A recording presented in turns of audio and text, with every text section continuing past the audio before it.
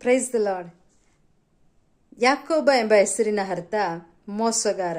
ಆದಿಕಾಂಡ 32ನೇ ಅಧ್ಯಾಯ 27ನೇ ವಚನದಲ್ಲಿ ಹೀಗೆ ಬರೆಯಲ್ಪಟ್ಟಿದೆ, ನೀನು ನನ್ನನ್ನು ಆಶೀರ್ವದಿಸಿದ ಹೊರತು ನಿನ್ನನ್ನು ಬಿಡುವುದಿಲ್ಲ.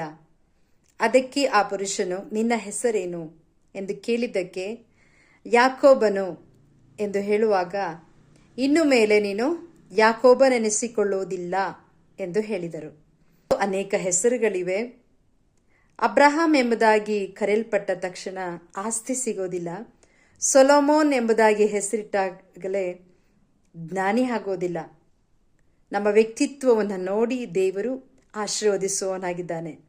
ಮೋಸಗಾರನಾಗಿದ್ದಂಥವನ ಆತನನ್ನು ಬದಲಾಯಿಸಿ ಇಸ್ರಾಯೇಲ್ ಎಂಬುದಾಗಿ ಆತನನ್ನು ದೇವರು ಆಶೀರ್ವದಿಸಿದನು. ಪ್ರಿಯರೇ, ಈ ದಿನ ನಿನ್ನನ್ನು ಅನೇಕರು ಸೋಮರಿಯಾಗಿ, ಮೂರ್ಖಳಾಗಿ, ನಿನ್ನನ್ನು ವಿಧವಾಗಿ ಹೆಸರುಗಳಿಂದ ಕರೆಯಬಹುದು.